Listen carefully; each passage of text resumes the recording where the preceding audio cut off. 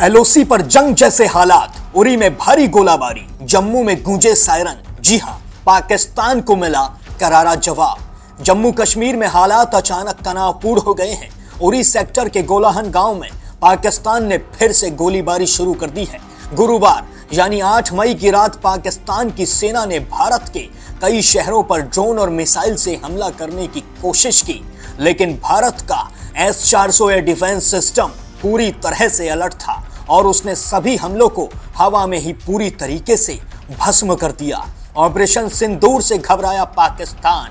भारत के हालिया जवाबी मिशन ऑपरेशन सिंदूर के बाद पाकिस्तान बौखला गया है। बताया जा रहा है कि इस ऑपरेशन में भारत ने पाकिस्तान के कब्जे वाले कई इलाकों में सटीक कार्रवाई की। इसी से डरकर पाकिस्तान ने फिर से एलओसी और इंटरनेशनल बॉर्डर पर तनाव बढ़ाना शुरू कर दिया है। बीएसएफ ने रोक दी बड़ी घुसपैठ। 8 मई की रात जम्मू के सांबा जिले में एक बड़ी घुसपैठ की कोशिश की गई थी।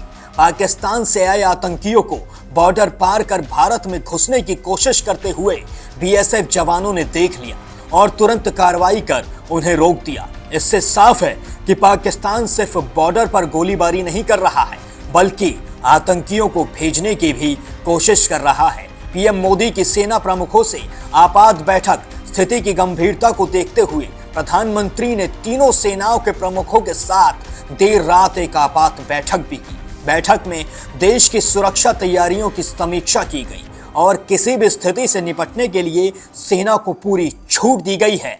जम्मू में बजने लगे हैं सायरन। लोग सहमे। गोलाबारी और हमले की आशंका को देखते हुए जम्मू के कई इलाकों में सायरन बजने लगे हैं।